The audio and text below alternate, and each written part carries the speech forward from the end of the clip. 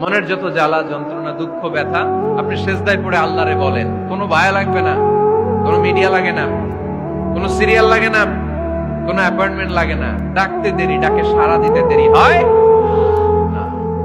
তাহলে কোরআনের আলোকে আজকে আমরা জেনে গেলাম আল্লাহর কাছে যেতে হলে সেজদায় লুটিয়ে পড়তে হয়। এবার আমরা সুন্নাহর আলোকে জানার চেষ্টা করব কি করে আল্লাহর কাছে যেতে হয়। শুনবেন? কষ্ট হচ্ছে নাকি আপনাদের?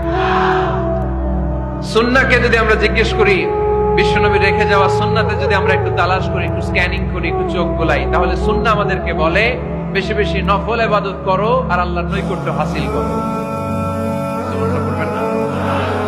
কোরআন বলেছে সেজদায় লুটিয়ে পড়ো। যা যা বললাম আমি ওঠার আগে জিজ্ঞেস করে আবার শুনে যাব, কারণ আমি মনে করি এটা ক্লাস।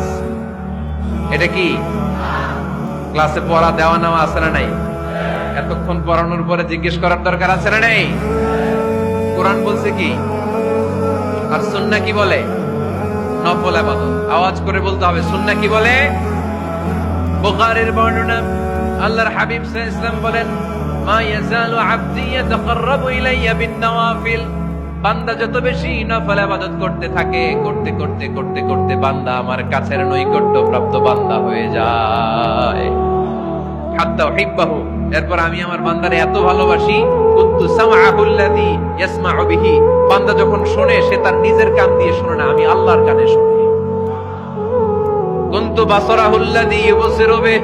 বান্দা যখন দেখে নিজের চোখে দেখে না, আমি আল্লাহর চোখে দেখে। ওয়া ইয়াদাহুল্লাযী ইয়াবতিশু বিহা। বান্দা যখন কিছু ধরে বান্দার হাতে ধরে না, আমি আল্লাহর হাতে ধরে। ওয়ারিজলাহুল্লাযী ইয়ামশি বিহা। বান্দা যখন হেঁটে যায় ওর নিজের পায়ে হাঁটে না, কেমন যেন আমি আল্লাহর পায়ে হাঁটে। আওয়াজ করে বলতে হবে আল্লাহু আকবার।